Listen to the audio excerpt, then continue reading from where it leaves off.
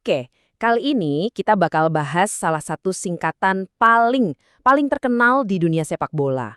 Kalian pasti sering banget lihat atau mungkin ngetik singkatan ini, tapi saya yakin ceritanya, cerita lengkap di baliknya, kalian belum tahu. Yuk kita bongkar sama-sama. GGMU. 4 huruf ini udah kayak mantra suci buat jutaan fans Manchester United kan? Tapi gimana kalau saya bilang di balik kebanggaan itu ada cerita yang gimana ya bilangnya? Agak kontroversial. Sesuatu yang kayaknya sengaja deh dijauhin dari sorotan. Ini tuh bukan sekedar lagu. Ini tuh udah jadi detak jantungnya Old Trafford. Udah jadi DNA-nya identitas Manchester United yang modern. Coba deh bayangin, puluhan ribu orang nyanyi bareng dengan bangganya. Keren banget kan? Tapi pertanyaannya, detak jantung itu beneran asli punya mereka nggak sih? Nah, dari sinilah ceritanya mulai seru. Kalian siap? Buat ngerti GGMU seutuhnya, kita nggak bisa cuma lihat sekarang. Kita harus mundur jauh ke belakang. Ke sebuah sejarah yang, kalau boleh jujur, ironis banget. Dan ini dia nih pertanyaan utamanya. Karena jawaban yang kita temukan dari sumber materinya, wah ini bukan cuma sekedar trivia atau fakta unik. Ini benar-benar bisa mengubah cara pandang kalian soal salah satu lagu klub paling terkenal sejagat raya. Oke, coba perhatiin lini masa yang ada di layar. Melodinya sendiri itu udah tua banget, dari abad 19. Tapi yang paling penting, itu di sini nih. Coba lihat, tahun 1961 udah dipakai Tottenham. Terus 1968 dipakai sama rival beratnya, Leeds United. Nah loh, Manchester United baru pakai tahun 1983. Jadi kesimpulannya apa? Jelas banget, mereka bukan yang pertama. Nah, ini dia poin paling krusialnya. Lagu yang sakral banget buat fans United ini ternyata terinspirasi, sengaja saya kasih tanda kutip ya, dari lagu kebanggaan tim lain. Bahkan termasuk rival abadinya. Awalnya sumber materi kami pakai kata yang halus, inspirasi. Tapi habis itu mereka langsung pakai satu kata yang jauh lebih nusuk. Yap, kalian nggak salah lihat. Kata yang dipakai sama sumber kami buat ngejelasin lagu ini adalah plagiat. Bukan lagi terinspirasi, bukan niru, tapi plagiat. Ini tuduhan yang berat banget loh buat sebuah lagu kebangsaan yang dinyanyiin jutaan orang dengan penuh rasa bangga.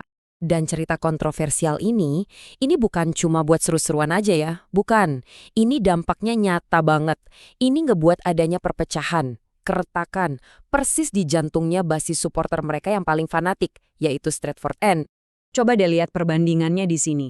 Ini ngegambarin perpecahannya dengan jelas banget. Di sisi kiri ada fans garis keras, para penghuni asli Stratford End. Buat mereka lagu ini tuh lagu tiruan gak otentik. Jadi mereka tolak mentah-mentah.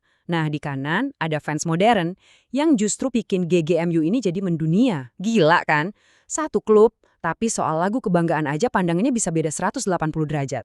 Terus apa sih pemicunya? Jawabannya cuma satu nama, Glazer. Jadi waktu keluarga Glazer ngambil alih klub, banyak banget fans fanatik yang asli dari Stratford End itu ngerasa diusir. Akhirnya mereka cabut sebagai bentuk protes. Nah, mereka-mereka inilah yang sekarang jadi intinya supporter tandang yang super militan. Dan ini juga ngejawab satu misteri besar. Kenapa lagu Glory Glory Man United kenceng banget di Old Trafford, tapi pas laga tandang kok sepi? Ya karena para loyalis yang datang ke laga tandang itu ogah nyanyiinnya. Ada lagi nih satu teori menarik dari sumber kami dan ini lumayan provokatif. Jangan-jangan popularitas GMU yang meledak ini cuma sebuah reaksi. Reaksi ke siapa? Ya ke rival abadi mereka, Liverpool, sama lagunya yang legendaris itu, You'll Never Walk Alone. Apa GMU ini cuma upaya biar gak kalah gengsi aja gitu? Dan dari semua perdebatan soal lagu, soal sejarah, soal rivalitas, kita akhirnya sampai ke satu pertanyaan yang jauh lebih dalam. Jauh lebih penting.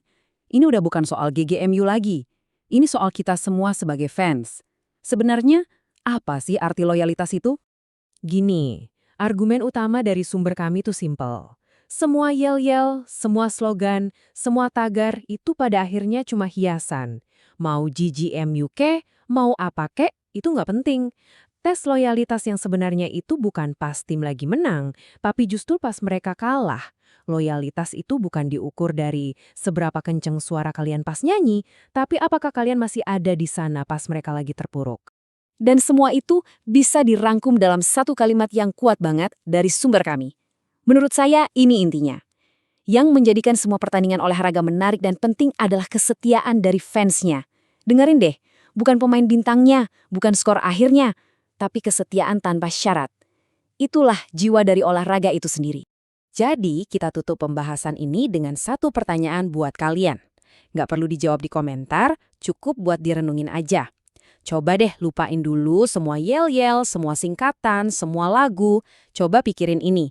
Di saat tim kesayangan kalian lagi butuh-butuhnya dukungan, cara kalian nunjukinnya gimana?